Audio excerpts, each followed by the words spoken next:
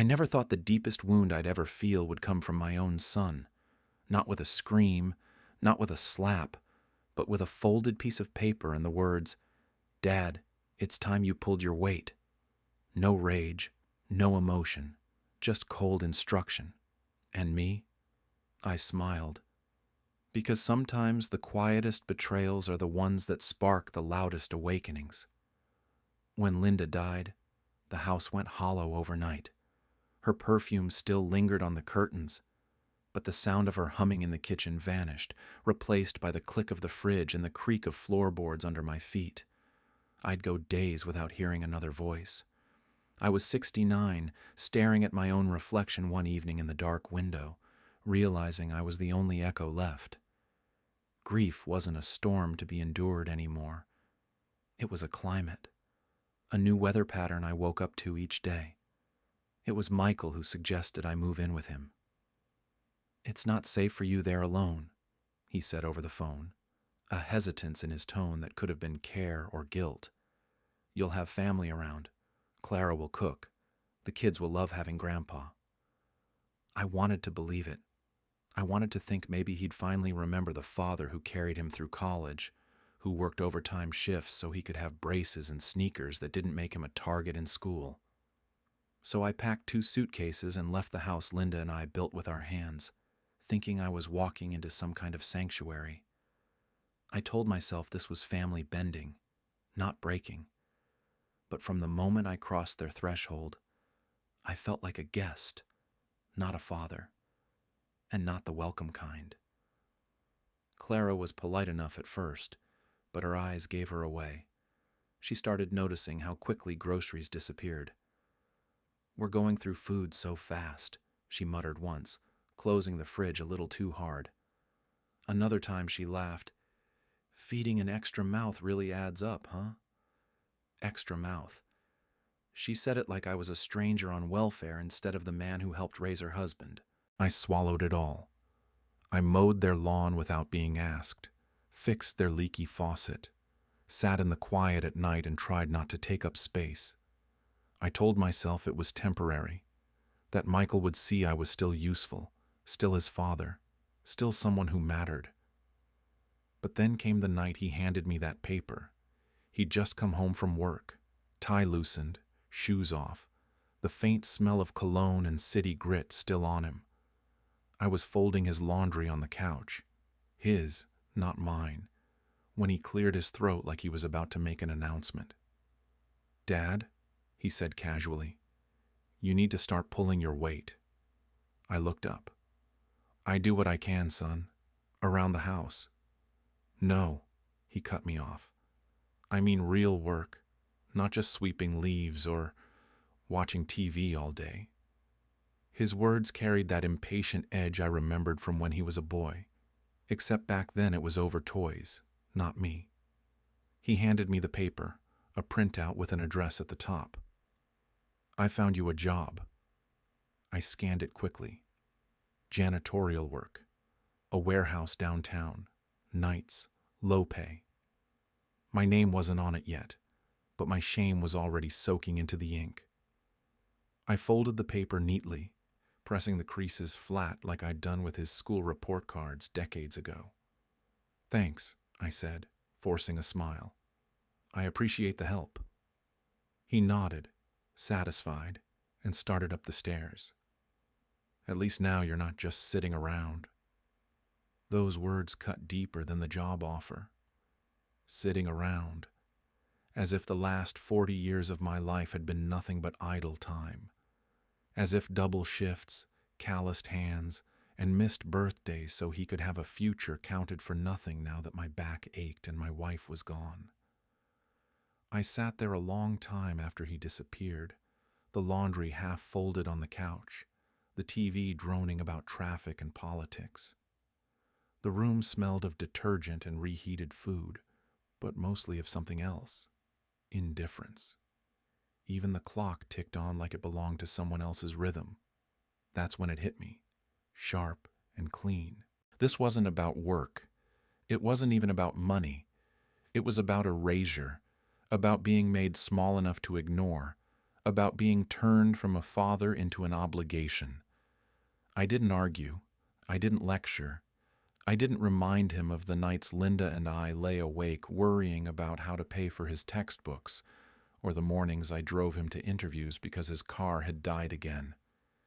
I didn't mention the promises I'd made to her, whispered at her hospital bed, that I'd keep our son close no matter what. No, I just nodded. Because sometimes silence is sharper than a shout. Sometimes the only way to reclaim your dignity is to let someone underestimate you. I took the job. I'd mop floors, haul trash, clean bathrooms if that's what it took. Because this wasn't just survival. This was the start of something he couldn't see coming. And as I sat there, the folded paper still in my hand, my smile wasn't a mask anymore. It was a seed. The warehouse was on the edge of the industrial zone, the kind of place where the sidewalks crumble and the streetlights flicker like they're tired of staying awake. I stood outside that first morning, staring up at the rusted metal siding and broken letters that once spelled something proud. Now they just hummed like ghosts, half forgotten by time and budget cuts. It wasn't lost on me what kind of place this was. I'd worked around machinery most of my life, in places just like this, though cleaner and with fewer broken windows. I'd seen companies rise, fall, merge, rot. But this one? It stank of neglect, of the kind of quiet decay that starts when no one cares anymore. I stepped through the side door with the paper Michael had given me folded neatly in my back pocket. The air inside hit me like a wet rag, dust, oil, something metallic. A man in a gray coverall looked up from a clipboard. He was younger than me by decades, but already had the posture of someone who'd given up on hope. "You the new one?" he asked, not even glancing at my face. I nodded. "Edward," he grunted. "They told me an old guy was coming in. Didn't think you'd actually show. I show up when I say I will." That earned me half a glance. "All right, Mr. Shows Up. Here's your mop, gloves, and a few trash liners. You see something broken, don't touch it. You see something suspicious, pretend you didn't. Stay out of the office area. And for God's sake, keep your head down." He didn't wait for a response, just walked away like I was already another part of the building. The mop handle was warped. The bucket squeaked when I moved it. My gloves were a size too small, so they pinched at the webbing between my fingers. But I didn't ask for new ones. I just started. The floor was layered with dirt so thick it might have had its own history. I worked slow but steady. Every push of the mop a small defiance. My back ached within the hour. I had to stop and stretch, lean on the bucket once or twice, but I didn't quit. Didn't even sit. At one point, a kid walked past me. Couldn't have been older than 23. Headphones in, hoodie up. He looked right through me like I was part of the wall, like I'd been mopping this same spot since before he was born. Maybe in his head I had. I kept at it. Cleaned the loading dock, wiped down the break room microwave that looked like it hadn't seen a cloth since the last administration. I picked up a pile of broken pallets by hand and dragged them out back. Around noon, I ate a sandwich on a cracked bench near the dumpsters and watched a squirrel dig through a pile of bolts. And I didn't complain. Not once. When I got home that evening, I barely had time to sit before Michael strolled into the kitchen, loosening his tie, grinning like he'd just won something. "So," he said, opening the fridge like he owned the air in it, "how's retirement treating you?" I looked up from the kitchen table where I'd set my thermos and gloves. My knees were stiff, and my lower back throbbed like a heartbeat in the wrong place. But I smiled. "It's only the beginning." Michael raised his eyebrows. "That's the spirit." He closed the fridge without taking anything and clapped me on the shoulder like we were buddies. "See? I told Clara it'd be good for you. She thought it might be too much." "It's good," I said softly. What I didn't say was, too much was working 2 jobs so you could go to college while your mother went without new clothes for 3 years. What I didn't say was, too much was staying in a hospital chair for 48 hours straight while you had your appendix out and Linda couldn't leave your side. What I didn't say was, too much is listening to your own son pat himself on the back for turning his father into a janitor. But I didn't say any of that. I just nodded. Later that night, lying on the stiff guest mattress in their converted office, I stared up at the ceiling fan and listened to it whir unevenly. It made a tick-tick whump noise every third rotation. The room was cold and the blanket was thin, but I didn't shiver, because while my body hurt, something else inside me had started to stretch its limbs. It was quiet, but alive, awake, like an animal sniffing the wind for the first time in years. I wasn't humiliated, not really, because humiliation needs to be given permission, and I wasn't giving it mine. No, I saw that warehouse for what it really was, the beginning of something. A strange kind of proving ground, one where I got to find out if I still had something left in me. And more importantly, it was where Michael would one day learn exactly who he'd underestimated. But not yet. First, I had to mop, and I would mop, and I would wait, because revenge, the real kind, doesn't show up loud and angry. It shows up clean, quiet, with a mop in one hand and a plan in the other. The sun hadn't fully risen when I stepped off the bus and onto the cracked sidewalk outside the warehouse. The air was thick with morning chill and diesel, and the only sound was the squeal of brakes from a garbage truck turning the corner. I clutched my lunch bag like a lifeline and walked past a row of dented dumpsters toward the employee entrance. There was no welcome, no orientation video, just a metal door that slammed behind me like a verdict. The floor manager was a stocky man named Russ, with a red face and sweat already pooling at his temples, though it was barely past 6. He barely looked at me when he handed me a neon vest, a ring of keys, and a scuffed ID card that said, Temp E. Walker, in faded ink. No locker for temps, he said, already walking off. Keep your crap in the janitor closet. Breaks at 10. Lunch at 1. Don't be late. I found the closet wedged between a busted vending machine and the loading dock. It was barely bigger than a coffin. A shelf of warped cleaning supplies, a folding chair, and a broom so frayed it looked like it had been dipped in fire. I hung my coat on a nail and pulled on the gloves that still hadn't been replaced. The mop waited for me like a sentence. By 6:15, I was scrubbing oil streaks from the concrete near the assembly line. The work was simple, but not easy. My back screamed every time I bent. My knees clicked with every step. The warehouse was a living machine. Forklifts weaving between pallets, crates thudding down, men shouting over the grind of gears. No one looked twice at me. Just another old guy with a mop, which suited me just fine. There's a certain freedom in being invisible. I spent the morning pushing the mop in long, careful arcs, like I was painting the floor with effort. I emptied trash bins overflowing with half-eaten burritos and crushed energy drink cans. In the break room, someone had left a puddle of coffee under the microwave. I cleaned that too. No one thanked me. At 10, I sat outside on the curb with a plastic thermos of black coffee and watched a crow pick at a burger wrapper. A couple younger workers leaned against the wall smoking, trading half-heard gossip about some manager who'd been canned for touching the intern. They didn't say a word to me, not even a nod. I didn't mind. I wasn't there to make friends. I was there to listen, to learn. At 1 o'clock, I took my lunch in the break room. Ham sandwich, apple, handful of almonds. The microwave beeped every 30 seconds as people heated up their leftovers. A guy named Freddie, about my age but rounder and louder, sat across from me and nodded once. "You the new cleaner?" "Yeah," I said. "Edward. Freddie, I drive forklift. Been here 16 years. You union? I shook my head.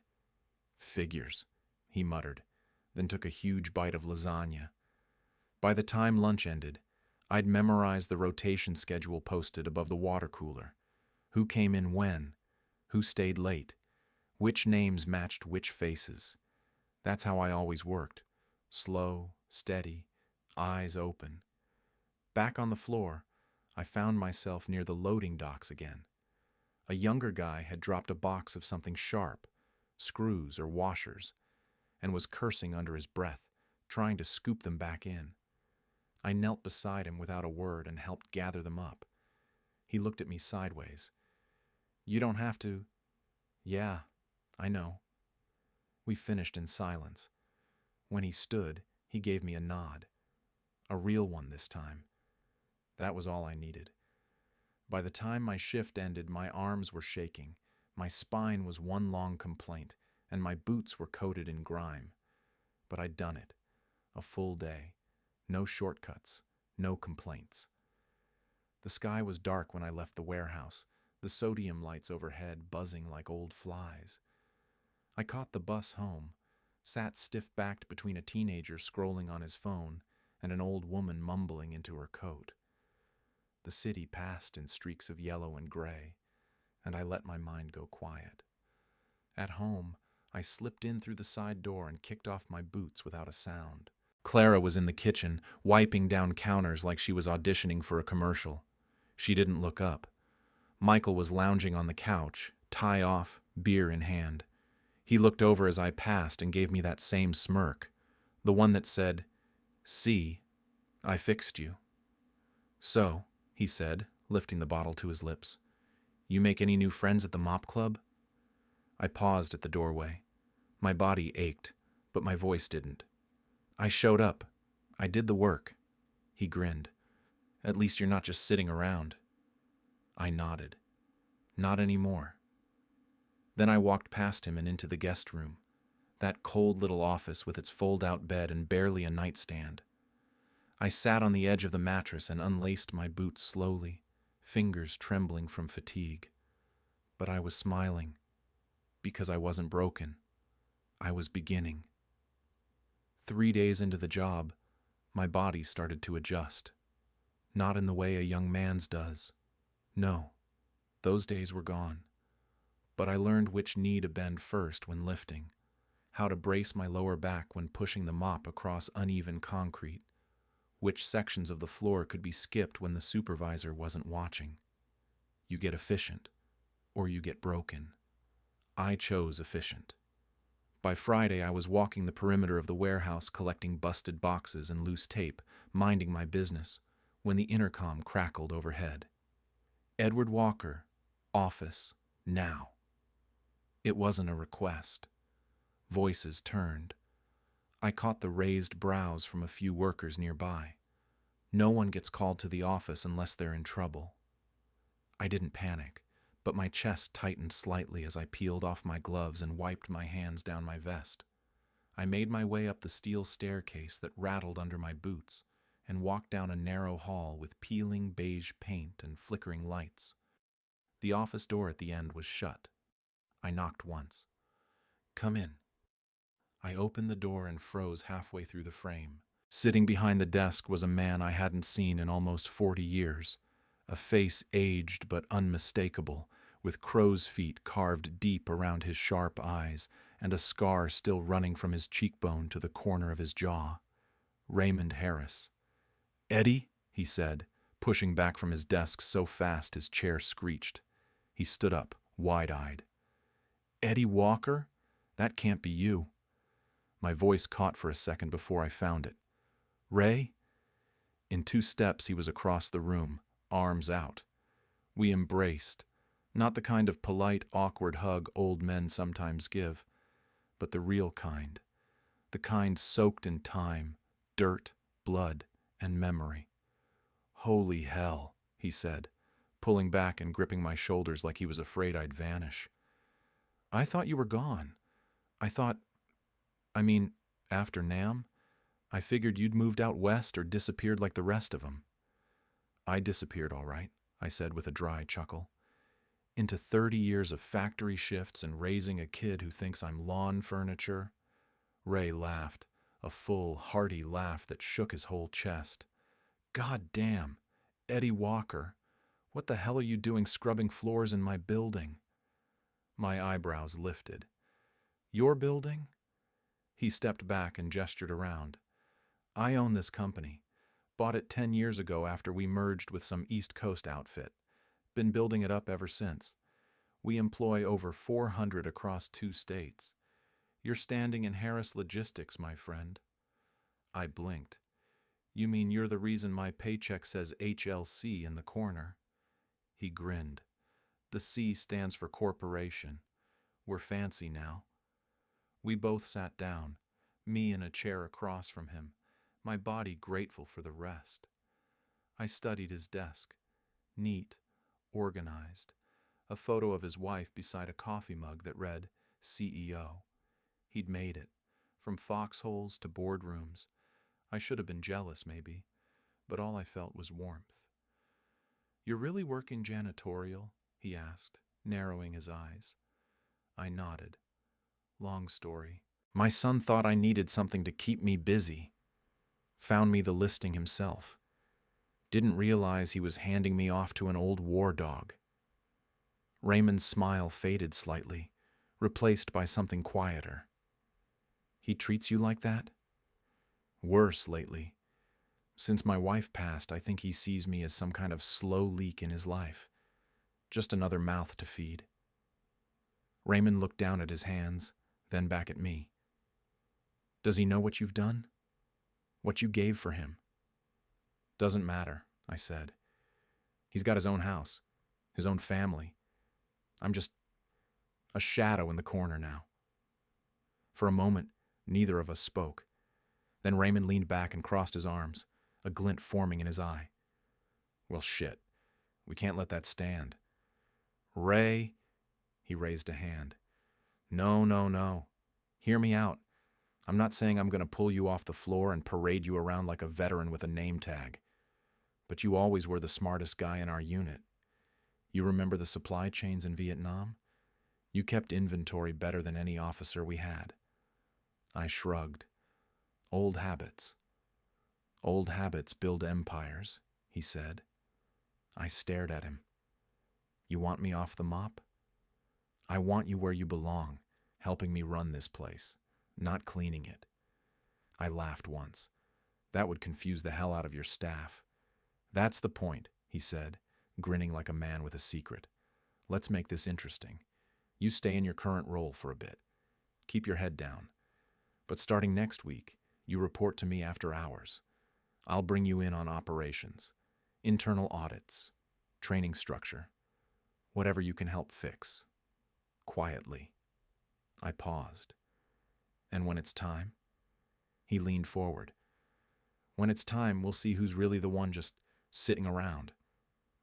For the first time in months, something inside me stirred. Not anger, not grief, purpose. I stood, shook his hand, and nodded once. Let's make it interesting. The next Monday, I clocked in like nothing had changed. Same gloves, same mop, same damn busted bucket wheel that squeaked every time I dragged it past the locker bay. No one looked twice, and that's exactly how I wanted it. But when the day ended, I didn't take the bus home. I waited. The shift change buzzed through the intercom around 4:55. Like clockwork, the floor emptied, boots clattered, machines wound down, and the air got just a little less metallic. By 5:10, I was walking back up those stairs, but this time, I didn't knock. Raymond was waiting. 2 mugs of coffee sat steaming on his desk. Hope you still take it black, he said. I grinned. Always have. We sat across from each other, no paperwork between us, just the weight of 40 years and the sound of the HVAC knocking in the wall like an old engine trying to fire. You sure you want to do this? I asked. I'm not looking for charity, Ray. You think this is charity? He leaned forward. Eddie, I've got managers who couldn't organize a broom closet. I've got floor supervisors who wouldn't last 10 minutes in the jungle we crawled out of. And I've got $600,000 stuck in inventory bottlenecks I can't untangle. You were the man who built a supply chain in the mud with nothing but chalk and a radio that barely worked. I need you. It wasn't flattery. It was need, honest and sharp. So I nodded. Tell me where to start. He pulled out a folder, slid it across the desk. Inside was a stack of printed spreadsheets, inventory logs, and a floor map of the loading zones. I took my glasses out of my shirt pocket, unfolded the map, and studied it like I was back in the command tent in '73. For the next 2 hours, we talked through every corner of the business, where product went missing, where scheduling overlapped and left trucks sitting for hours, where a vendor in Tulsa had been overcharging for forklifts repairs for 2 fiscal years. I didn't say much, just asked questions, took notes, connected dots. At one point, he leaned back and said, "You're still sharp as hell." "I've had a lot of time to think," I replied. Turns out, grief leaves space for clarity. Ray didn't speak for a beat. "Linda was good to you." "She was the best part of me," I said. He nodded, quiet. "My Trish passed last fall. Ovarian. By the time we caught it, it was already writing its own ending. I'm sorry." "So am I," he said. "But grief ain't just a weight, Eddie. It's a tool if you know how to hold it." That line stayed with me. For the next 2 weeks, I worked a double life. By day, I cleaned, mopped, scrubbed, hauled. My hands blistered. My knees swelled. I limped home without complaint. Clara stopped asking questions. Michael, if he noticed at all, just looked vaguely pleased to see me exhausted. I was earning my keep now. But by night, I worked with Raymond. We met in the office, or sometimes in the break room after hours, where I'd sit with a cup of stale coffee and sort through line item reports while forklifts beeped softly in the dark beyond the glass. I created new routing sheets, rewrote the shift schedules, spotted a half-dozen code violations in their loading protocols, and restructured the pallet inventory layout. It was like stretching muscles I'd forgotten I had, like turning back on a part of me that had been left for dead in a corner of Michael's garage. And slowly, things started changing. Forklift traffic got smoother. Deliveries stopped backing up. Crew leads started showing up on time, noticing patterns in how things moved. The janitor, the guy they used to ignore, started being called Mr. Walker by some of the floor staff. I didn't correct them. One morning, a young guy named Luis stopped me while I was pushing my mop across the dock entrance.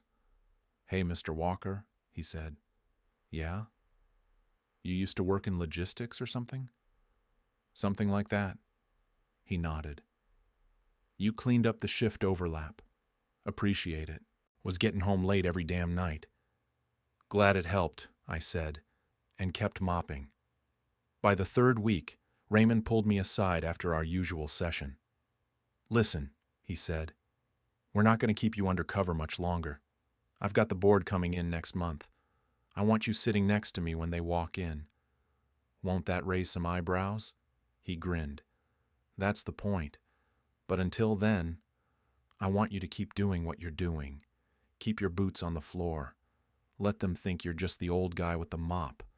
Let them underestimate you." I chuckled. "You always did love a long con." He raised his mug. "To quiet storms." I raised mine. "To old dogs." That night, I walked home under a sky that looked clearer than it had in months. The stars were sharp, the air cool against my face. And for once, the ache in my body didn't feel like defeat. It felt like transformation. When I got home, Michael was on the couch, watching some loud crime drama, half asleep with a beer resting on his belly. "How was work?" he asked, without looking away from the screen. "Productive," I said. He smirked. "Mop still working." "Like a charm." He snorted and turned up the volume. I walked past him with a calm I hadn't known in years. Into the cold room, into the narrow bed, into a night filled not with dread, but with direction. They thought they'd buried me under humiliation, but really, they'd just given me soil, and I was learning how to grow again. Raymond didn't wait long. By the start of the 4th week, he made it official, a quiet promotion wrapped in shadows. I wasn't on the payroll as janitorial anymore. My new title was Senior Advisor Internal Systems, though no one outside the corner office knew what that actually meant. And that was by design. "Keep it under your hat," Ray said. "Let the suits see what you're worth when they think you're just another name tag." So I still showed up in boots, still parked in the far lot with the forklifts, still wore my neon vest and carried a clipboard with dust on the edges. But now I had access. Every evening after the shifts cleared out, I sat with a laptop at a folding table in the operations room, reviewed purchase orders, dug through vendor contracts, drew up efficiency maps. Hell, I even taught myself the new software system the warehouse had switched to last year. It was bloated and full of bugs, but I made it sing. Most of the floor crew still thought I was some weird, obsessive old man who liked working late. But little by little, word began to change. It started when I caught a routing error that saved the team 2 hours of wasted forklift trips. Then a billing discrepancy with a supplier out of Cleveland, one of Raymond's favorites, that was overcharging $800 a month for packing foam no one ever used. I flagged it, documented it, and offered a cheaper alternative with better delivery times. That got some heads turning. By week 5, even the department heads had noticed the ripple. A shift manager named Reggie cornered me in the break room one afternoon. "You used to run ops, huh?" I shrugged. "I've done a few things." He narrowed his eyes. "You're not just cleaning floors, are you?" I smiled. "Does it matter?" He didn't answer, just nodded and walked off, slower this time, thoughtful. What Raymond understood, and what I was beginning to enjoy, was the power of underestimation. When people see you as harmless, they speak freely. They don't guard their tone or their pride. They brag, they complain, they reveal. And I listened. Every day, I heard things. How the new HR lead was sleeping with the vendor rep. How pallets were getting lost in transit but somehow showing up again on secondary manifests. How a certain assistant manager had started his own third-party delivery side hustle and was skimming time off the company clock. None of this was new to me. Corruption, laziness, cowardice, they don't evolve. They just change uniforms. So I documented, quietly, thoroughly. Raymond kept me looped in. "Board's arriving in 10 days, he told me one night. "I want a full breakdown of everything you've seen. Every inefficiency, every leak, every cancer we can cut out." "You sure you want them to know it got this bad under your watch?" I asked. He smiled. "Not if I show them who helped me fix it." The irony of it all didn't escape me. My own son thought I was losing value with every year that passed, thought old meant useless. And yet here I was, being trusted to clean house not with a mop, but with knowledge, experience, precision. On the ground, things were changing too. Luis, the young guy from before, started following my recommendations, then 2 others. They'd ask me what I thought about a pallet layout, or how to fix a jammed rotation. At first, they just called me Old Man or Sir. Then it became Mr. Edwards. The first time I heard it, I almost didn't react. It felt surreal, like slipping into a suit that had hung untouched in a closet for decades. But it fit. Not perfectly, but comfortably. It wasn't a title I asked for. It was one they gave me. Clara noticed something too. One morning, as I was leaving earlier than usual, she asked from the kitchen, "Are they working you harder lately?" "Just staying busy," I said, buttoning up my flannel. She tilted her head. "You seem different." "Different?" "Less tired," she said. "Less resigned." I didn't respond, just grabbed my lunch and left. Because how could I explain to her that I wasn't just less tired? I was becoming dangerous again. Michael, of course, didn't notice a damn thing. He still strutted around like I was some rescued stray that needed reminding of its place. He'd ask how the floors were looking, joke about my retirement program. Once he even asked if I wanted him to print me out a new resume in case you're ready to upgrade from mop to microwave duty. I laughed along with him, because he didn't know what I knew. He didn't know what Raymond knew, and he sure as hell didn't know what was coming. Then one night, it happened. Raymond called me into the main conference room after hours, a space I'd never entered before, all glass walls and polished walnut. There were reports laid out on the table, charts, figures, emails. In the center was a letterhead from the board of directors. "End of the line?" I asked. "No," he said, pouring 2 coffees. "Beginning of the end. We're cleaning house next week. You're presenting with me. I want them to meet the man who's been doing more for this place in 6 weeks than the last 5 VPs combined." I stared at the table, heart thudding steady. "Won't that ruffle feathers?" He looked at me over the rim of his mug. "That's the point." We clinked mugs. "To the rise," he said. "To the fall," I replied. And we drank to both. The first sign was subtle. Michael started shaving every morning again. Not just his usual 5 o'clock shadow swipe with an electric, but the full lather, close rinse kind he hadn't bothered with since Clara stopped nagging about appearances. He started wearing button-downs again too. Tucked in, ironed. Not for work. He worked from home. For something else. At first, I didn't say anything. Just noted it, like a hunter watching brush move. Then one night at dinner, he dropped it. "So," he said between bites of steak he hadn't seasoned right, "there's a management opening at that warehouse you're working at." I kept my eyes on my plate. "That so?" He chewed slowly, trying to look casual, but his tone gave him away. That slight tremble under the bravado. "Yeah, Clara saw it posted online. Regional shift coordinator or something. Pays pretty well. Company car, benefits." Clara chimed in from across the table, dabbing at her lips. "It would be a big opportunity, you know? Something steady, reputable." Michael leaned back in his chair, smiling. "I figured, since you've been working there, maybe you could drop a word in for me. Let them know I'm interested." I nodded slowly, taking a sip of water. "You want me to recommend you?" "Sure," he said, shrugging like it was nothing. "You've got an in now. You're part of the family. The warehouse family, I mean." I bit back a smile. Family. This was the same man who, a month ago, had tossed me a mop and told me I needed to earn my keep. The same man who laughed every time he saw me limp into the house, smelling like industrial cleaner and fatigue.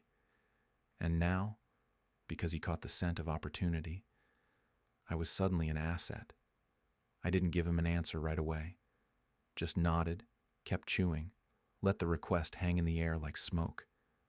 But inside I was silent fire. He didn't understand what he'd walked into. He thought the warehouse was some blue-collar footnote in his father's pathetic second act. He didn't see the gears turning behind the grime. He didn't see Raymond. He didn't see me. That night, after they went to bed, I pulled out the internal bulletin from my bag, the one Raymond had given me earlier. Sure enough, there it was. Regional Operations Coordinator. Internal candidates preferred. I chuckled to myself. Michael hadn't even read the full listing. He saw the title, saw the salary, and assumed the world owed him a shortcut. He didn't know the role required fluency in logistics software, a 10-year operations background, and 3 strong internal references. Hell, he still thought supply chain meant waiting on Amazon. But I said nothing. Not yet. The next morning, he came down the stairs in a pressed white shirt and brown loafers he hadn't worn in years. "I've got an interview downtown," he said casually. "Figured I'd stop by the warehouse afterward, get a feel for the place, maybe introduce myself to whoever's in charge." I nodded. "You planning to apply?" "Already did. Sent in my resume this morning." I sipped my coffee. "What did you list for experience?" "Oh, sales, client management, team oversight. That consulting firm I ran. Plus, I managed a dozen contractors for the house remodel last year." The house remodel, which Clara planned, paid for, and micromanaged while he played golf on weekends. "Sounds impressive," I said. He grinned. "Told you. You get your foot in the door somewhere, the rest follows." I nodded again, quietly, my face still. Later that day, I told Raymond. "You're kidding," he said, nearly spitting out his coffee. "That's your son?" "Yep." "He applied for the role?" "Just did." Raymond leaned back in his chair, hands behind his head, laughing until he wheezed. Eddie, this is poetry." "I don't want revenge," I said, "but I won't stop truth from doing its job." Ray tapped a pen against his desk, thoughtful. "Well, the board's arriving in 2 days. Interviews are scheduled after. Let's make sure your boy gets his moment." "He'll think it's a favor." "Oh, it is a favor," Raymond said, eyes gleaming. "He's about to learn something most men never do." That night at dinner, Michael was radiant. "They scheduled me for Friday," he said. "I'll wear the navy blazer, clean shave, give them the charm." Clara beamed. "I told you it was time for a change." Michael pointed at me. "Don't worry, Dad. I'll keep the family name in good standing. Maybe I'll even be your boss." I smiled, looking forward to it. He didn't notice my hands, calm and folded. Didn't notice the way I tilted my head, not in submission, but assessment. He had no idea who he was about to sit across from. Friday came. Michael left the house with a fresh haircut and a cologne cloud thick enough to choke a dog. He wore his navy blazer, the same one he hadn't fit into comfortably since Clara's sister's wedding. His resume was printed in glossy cardstock. I knew because I saw the sheets on the kitchen table the night before. He even practiced his smile in the hallway mirror, adjusting his tie with the precision of a man who'd never worked for anything he hadn't inherited. He gave me a wink on his way out. "Wish me luck, old man." I just nodded. "Knock 'em dead." But he was already halfway out the door. I arrived an hour before him. Raymond and I sat in the executive conference room, a glass-paneled space that overlooked the warehouse floor. Down below, forklifts moved in careful patterns, men hauled crates, and from this height, it all looked like the inside of a clock, pieces moving just as I'd helped make them move. The board was already seated, 6 members, 3 women, 3 men, none of them under 50. Suits, sharp eyes, polite smiles, the kind of people who cared about numbers first and names second. "Everyone ready?" Raymond asked. Nods all around. Then he turned to me. "You good?" I adjusted my collar. "More than." We didn't tell them who was coming in next. Michael entered the room with a confidence he hadn't earned. Shoulders back, smile locked in place. His shoes clicked across the polished tile like punctuation marks. He stopped short when he saw me. His eyes flicked from me to Raymond, then back to me again. The confusion was immediate, the smile faltering just enough to crack. I watched him process it. Why is Dad here? Why is he in a suit? Why is he sitting next to the man running the interview? Michael Walker, he said, extending a hand toward Raymond. Ray stood, shook at once. Good to meet you. Please have a seat. Michael sat down across from the long table. I saw the shift happen, the wheels turning behind his eyes. He still hadn't said a word to me. Raymond began. So, Michael, you've applied for the Regional Operations Coordinator role. We've reviewed your resume. It says you ran a consulting firm? Yes, Michael said, adjusting his tie. It was a small outfit, mostly client engagement. I managed several independent contractors, oversaw deliverables, handled budgets. Budgets? I asked, my voice calm. Could you elaborate? Michael turned to me slowly. Excuse me? Raymond nodded toward me. Oh, I should have mentioned, this is Edward Walker, our senior advisor for internal systems. He'll be part of this interview. Michael blinked. Senior... what? I folded my hands on the table. Internal systems. I've been working directly with Mr. Harris for the past 2 months. Silence hung thick for a moment. Michael swallowed. Well, that's unexpected. Raymond smiled. Surprises build character. Michael tried to recover. Of course. I mean, I'm glad. My dad's always had a strong work ethic. I'm proud of how he's... You said you managed a team, I interrupted. How did you handle underperforming workers? Michael hesitated. Well, I believe in giving people chances, coaching, but I don't tolerate laziness. If someone's dragging the team down, I cut them loose. I watched him say it, and I saw the words land with unintended weight. Raymond leaned forward. Tell me about a time you had to sacrifice for your team, something you gave up for the benefit of others. Michael's smile tightened.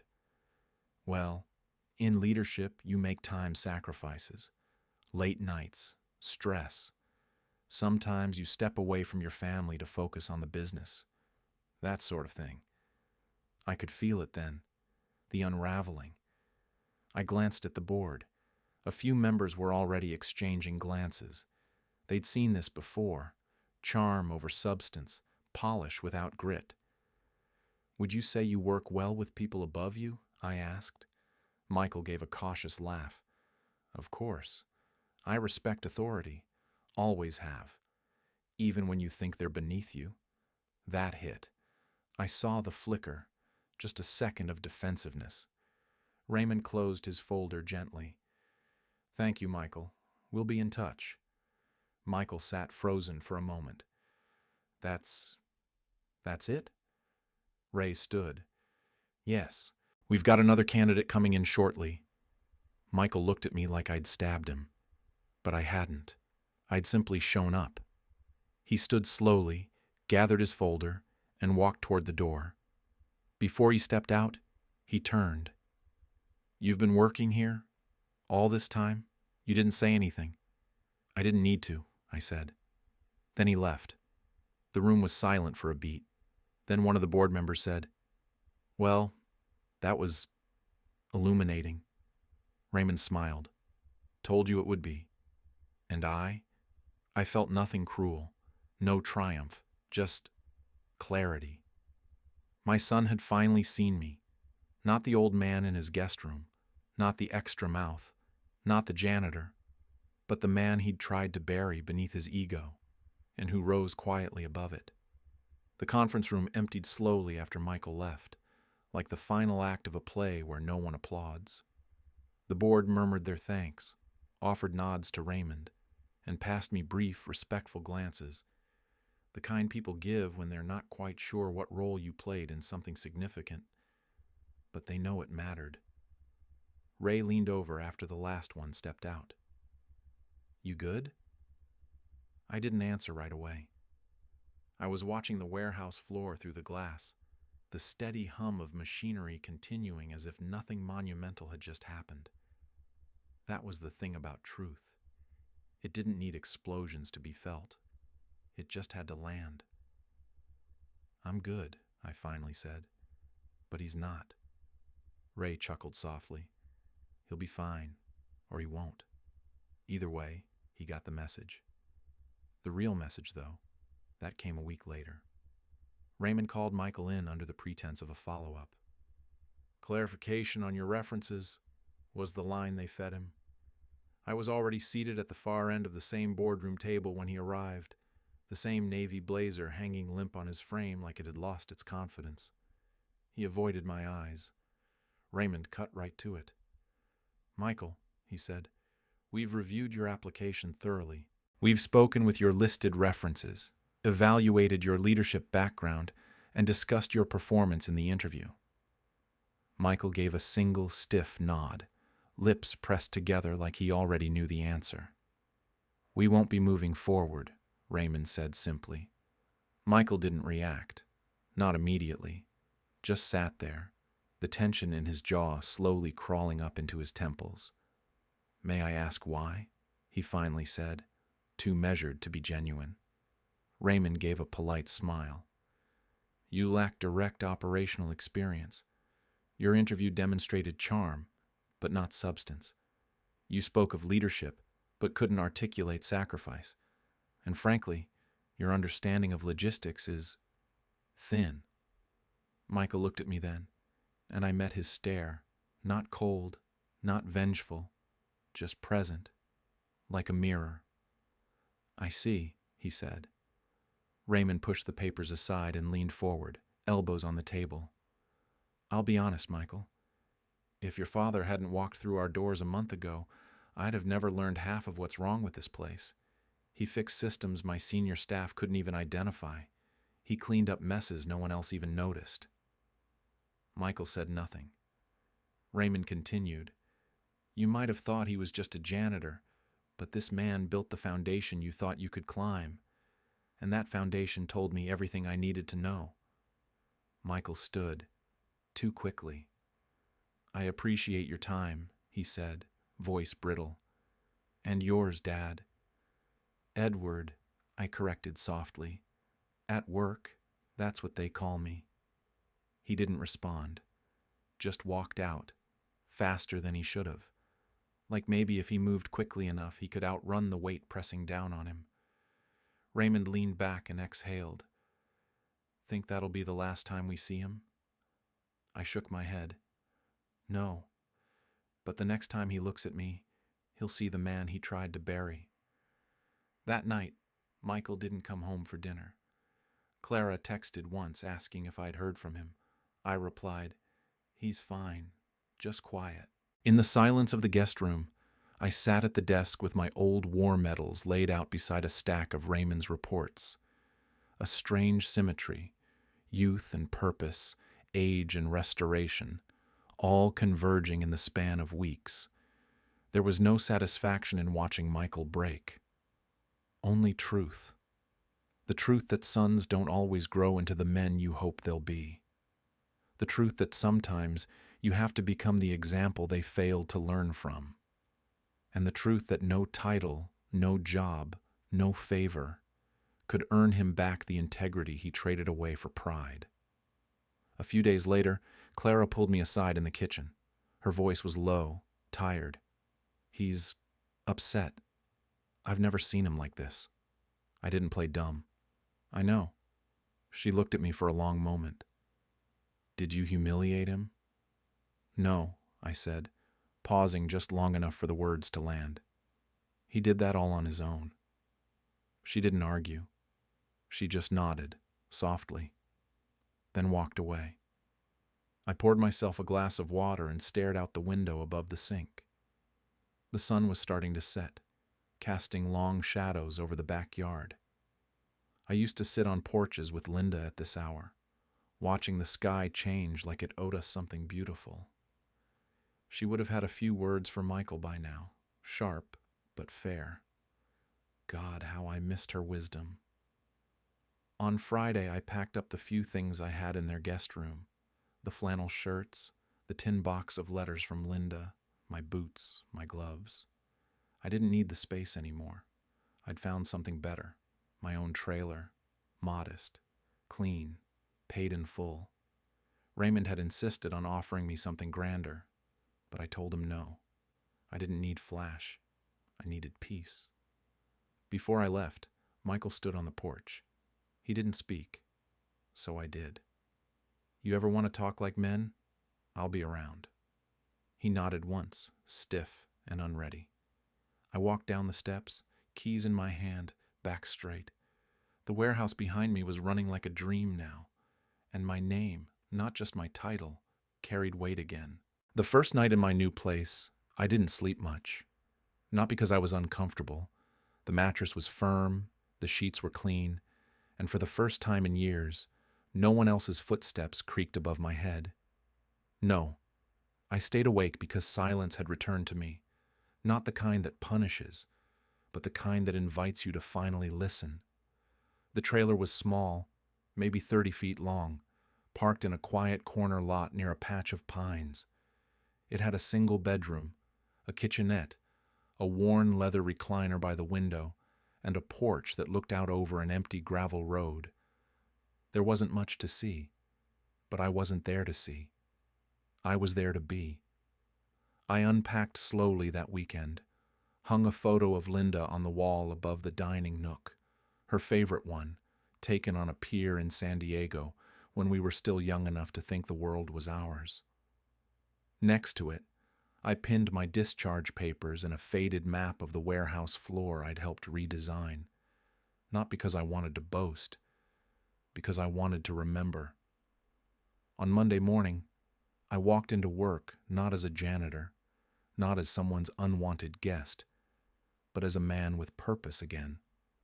The staff greeted me differently now, not with fanfare, we weren't that kind of place, but with nods, with firm handshakes, with quiet, "Mornin', Mr. Walker" greetings that said everything they needed to. Respect, not pity. Earned, not given. Raymond met me in the upper office just after the trucks rolled out. He held a cup of coffee in each hand and passed one to me without a word. Together, we stood at the glass wall and watched the warehouse come alive. "You did good, Eddie," he said finally. "No," I said. "We did." He smiled and took a sip. "Still think you don't want revenge?" I watched a crew of younger workers rearrange a pallet layout I'd drawn up last week. Their movements were smoother now, coordinated, efficient. They weren't struggling anymore. They understood the rhythm now. "No," I said. "I didn't want revenge." "Then what?" I wanted him to see. Ray nodded like he understood, because he did. Michael hadn't come around since I left his house. No calls, no texts, just a silence that used to sting but now felt like a closed book sitting on a shelf. Sometimes closure isn't dramatic. It's just quiet. I didn't need an apology. I didn't even need gratitude.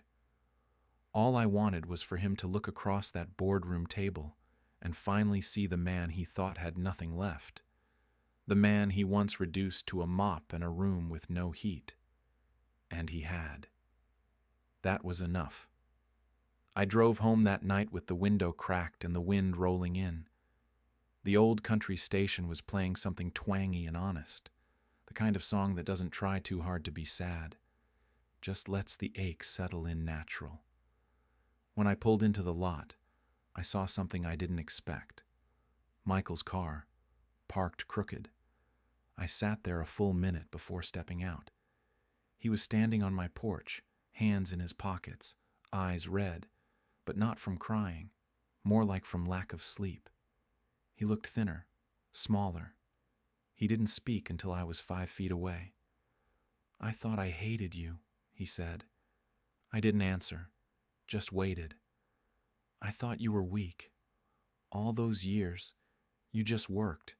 You didn't complain, you didn't chase anything big. I thought you were scared." He swallowed hard, jaw trembling. "But I think I was the one afraid." Still, I said nothing. I was afraid of becoming you, afraid that all that sacrifice would make me invisible. But now I see, his voice cracked, You weren't invisible. You were holding everything up. I stepped onto the porch beside him. The wood creaked under our weight. 2 men, 1 father, 1 son, and all the years that had stood between them like a wall. You don't have to forgive me, he said. I wouldn't. I looked out over the road. The pines were swaying gently. Somewhere nearby, a bird called once, then fell silent. I don't need to forgive you, I said quietly. I just need you to remember. He nodded, slow, honest. I do. We stood there a while longer. Then he left. Didn't ask to come inside. Didn't linger. Just got in his car and drove away. And I stood there on that porch, watching the taillights disappear into dusk. Then I smiled. Not because I'd won. Not because I'd hurt him. But because he saw me. Finally. He saw the man he'd thrown away and knew exactly what he lost. And me? I gained something far greater. My name. My worth. My peace. I didn't need revenge. I just needed him to see the man he'd thrown away. And now that he had, I could finally rest.